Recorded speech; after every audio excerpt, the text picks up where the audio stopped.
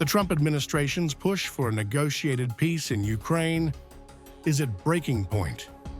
His special envoy, General Keith Kellogg, says President Trump has directly confronted both Putin and Zelensky. But now, patience is running thin.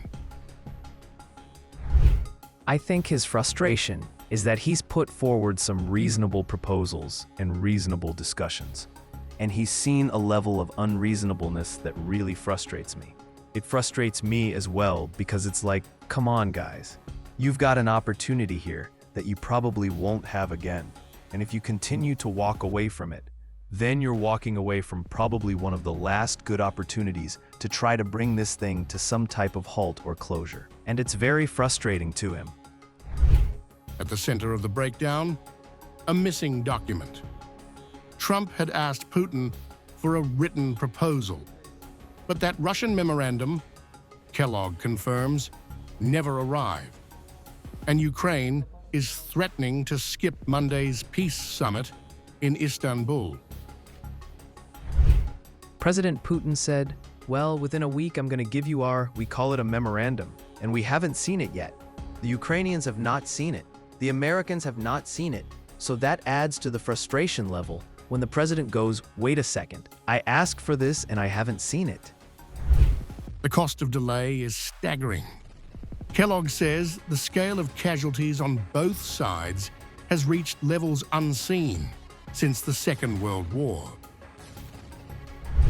Their numbers on both sides, when you add them together, both wounded and dead, are conservatively about 1.2 million. That is a stunning number. I mean, this is war at an industrial strength level. And it's just amazing to me that you can't take this opportunity that has been created and try to work with it. To end the war, the US is offering real concessions.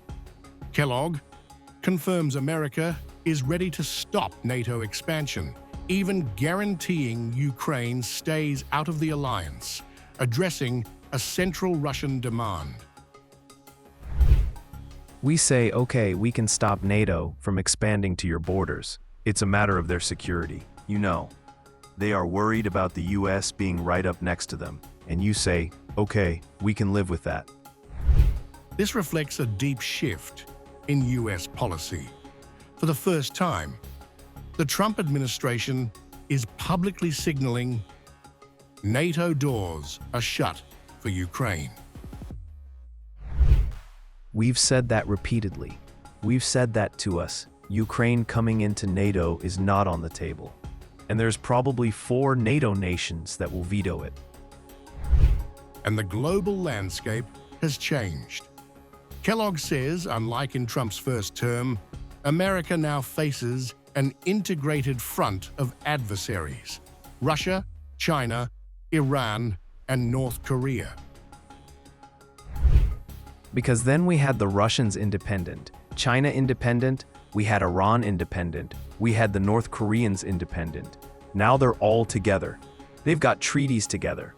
And that's what's most worrisome to us. The risks of escalation are growing. Kellogg confirms North Korean forces are already in Ukraine and warns that under treaty obligations, Russia may be pulled into future conflicts on the Korean Peninsula. Because the North Koreans are fighting in Ukraine right now. And if the Chinese go into Taiwan or the North Koreans go into the south, and all of a sudden, the Russians are now obligated to go in and fight for the North Koreans. So you could see Russian troops on the battlefield in the Korean Peninsula. And do you really want to go there? And I don't think anybody does. Kellogg reveals President Trump has warned Putin personally: deliver or lose American support. And there's a red line. If he believes he's being used and that there's no hope in progress going forward, he basically says, we're done with this. Europe, you own it. Over to you. With an estimated 5,000 lives lost each week, and the Istanbul peace talks at risk of collapse, the next 72 hours may decide the future of the war and whether the United States stays in the room or walks away for good.